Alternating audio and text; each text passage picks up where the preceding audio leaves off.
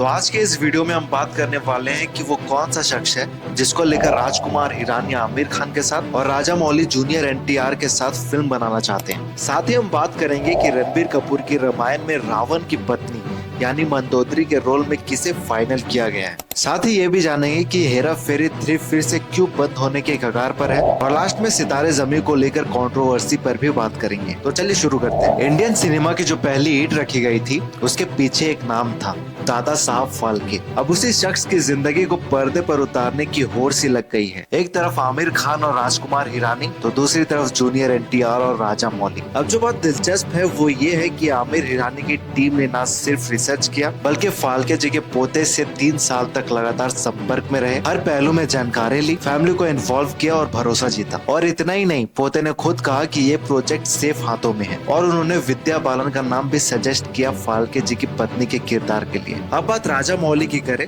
तो उनके प्रोजेक्ट को लेकर चर्चाएं तो है, लेकिन फाल्के परिवार का कहना है कि उनसे कोई संपर्क नहीं किया गया है। और यही चीज थोड़ी खलती है, क्योंकि जब आप किसी की जिंदगी पर फिल्म बना रहे हो, खासकर इतनी बड़ी शख्सियत, तो फैमिली को दरकिनारा करना थोड़ा अजीब भी लगता है और गैर जिम्मेदार भी। और यहाँ पर आमिर खान और हिरानी वाली टीम फिलहाल ज्यादा सही लगती है। वो रिसर्च कर रहे हैं, बातचीत कर रहे हैं और कहानी को सच्चाई के साथ पेश करना चाहते हैं। और आमिर खान को हम सब जानते हैं, जो चीज उठाते हैं उसमें डूब जाते हैं। वहीं अगर राजा मौली इस पर फिल्म बना भी रहे हैं तो उनसे उम्मीद ये होगी कि वो कम से कम फैमिली से संपर्क करें, क्योंकि विजुअल स्केल और सिनेमैटिक ड्रामा एक बात है, लेकिन किसी की लेगेसी को संभालने के लिए एक इमोशनल कनेक्शन और सच्चाई सबसे जरूरी होती है। आखिरकार फाल्के की कहानी सिर्फ एक इंसान की नहीं, पूरे इंडियन सिनेमा की शुरुआत की और उसे दिखाने का अंदाज भी उतना जिम्मेदार और संवेदनशील होना चाहिए। तो बढ़ते हैं अगले अपडेट की तरफ। तो रामायण की कास्टिंग को लेकर जो लेटेस्ट अपडेट आया है वो ये है कि मंदोदरी का कैरेक्टर अब काजल अग्रवाल निभाएंगी। पहले ये रोल साक्षी तन्वर को ऑफर हुआ था,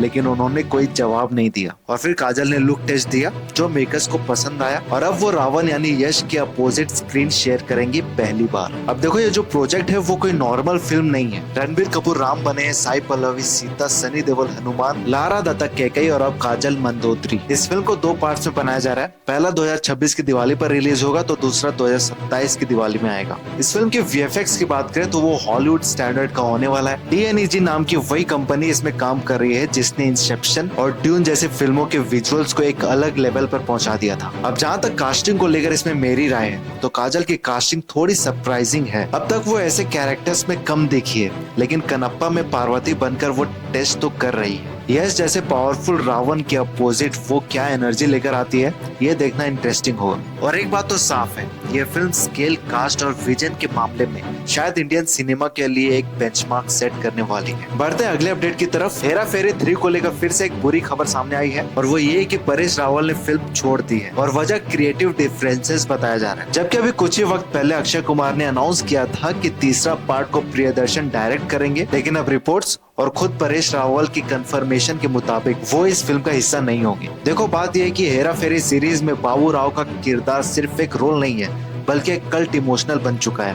परेश रावल की कॉमिक टाइमिंग और उनका अंदाज ही इस फ्रेंचाइजी की जान रहा है। ऐसे में उनका इस फिल्म में ना होने का मतलब है कि इस फिल्म का कोई मतलब ही नहीं है। हालांकि मेकर्स को अभी भी उम्मीद है कि शायद बातचीत से मामला सुलझे और परेश दोबारा वापसी करे, जैसे पहले अक्षय कुमार के केस में हुआ था। पहले वो भी फिल्म छोड़ चुके थे लेकिन बाद में वापसी हुई। देखो, एक बात साफ है कि हेरा फेरी 3 को लेकर फैंस में जितना एक्साइटमेंट है उतनी ही उम्मीदें भी है और उन उम्मीदों की रीड है ये 3 कैरेक्टर्स, राजू, श्याम और बाबू राव। अगर इनमें से एक भी हटता है तो फिल्म का बैलेंस हिल जाता है। परेश रावल का जाना सिर्फ एक एक्टर का जाना नहीं है, वो कॉमेडी की ग्रेविटी लेकर आते हैं। मेरे हिसाब से मेकर्स को थोड़ा बातचीत करनी चाहिए। ये सिर्फ बिजनेस नहीं, एक कल्ट लेगेसी की बात है, वरना हेरा फेरी 3 का बनना और उसको देखना दोनों का मजा अधूरा रहेगा। बढ़ते अगले अपडेट की तरफ। अक्षय कुमार की बिग बजट फिल्म हाउसफुल 5 एक गाने की वजह से जबरदस्त विवादों में फंस गई है। फिल्म का टीजर 9 मई को रिलीज हुआ था, लेकिन कुछ ही घंटों में यूट्यूब से हटा दिया गया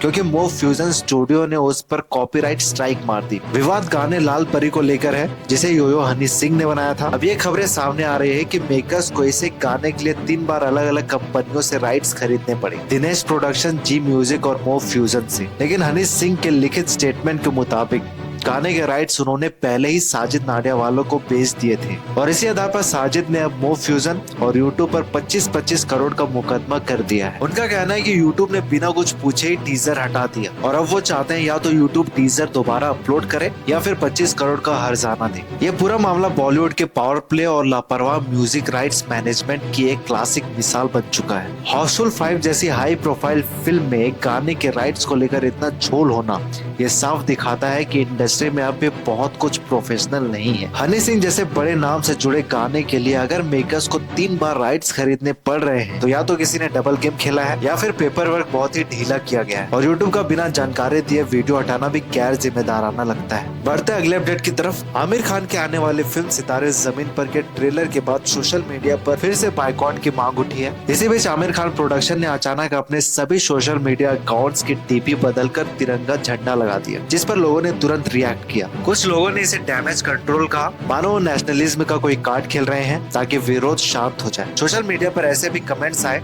जो कह रहे हैं कि ये सब दिखावा है और इसे कोई फर्क नहीं पड़ता। लेकिन दूसरी तरफ कई यूजर आमिर खान की तरफदारी भी कर रहे हैं। उन्होंने याद दिलाया कि आमिर ने ऑपरेशन सिंदूर और पहलगाम अटैक के वक्त इंडियन आर्मी को सपोर्ट करते हुए सोशल मीडिया पर पोस्ट किया और एबीपी के इवेंट में मोदी सरकार के निर्णय पर भरोसा जताया था। एक रिपोर्ट ये भी बताती है कि जब पाकिस्तानी सरकार ने आमिर के दंगल फिल्म को रिलीज करने के कई शर्त रखी थी कि पाकिस्तान में फिल्म तभी लगेगा जब उसमें भारत का राष्ट्रगान और जितने भी चीज में भारत के झंडे हैं वो सब हटा दिए जाएंगे। तो आमिर ने पाकिस्तान में अपनी फिल्म रिलीज करने से मना कर दिया था। तो फिलहाल तो इंटरनेट 2 हिस्सों में बटा दिख रहा है, एक वो जो आमिर खान को बाइकआउट करने पे अड़े हुए हैं और दूसरे वो जो कह रहे हैं कि अब तो उन्होंने स्टैंड भी ले लिया है। देखो आजकल हर फिल्म के साथ कुछ न कुछ विवाद जुड़ ही जाता है और सोशल मीडिया पर चीजें बहुत जल्दी पोलराइज हो जाती है।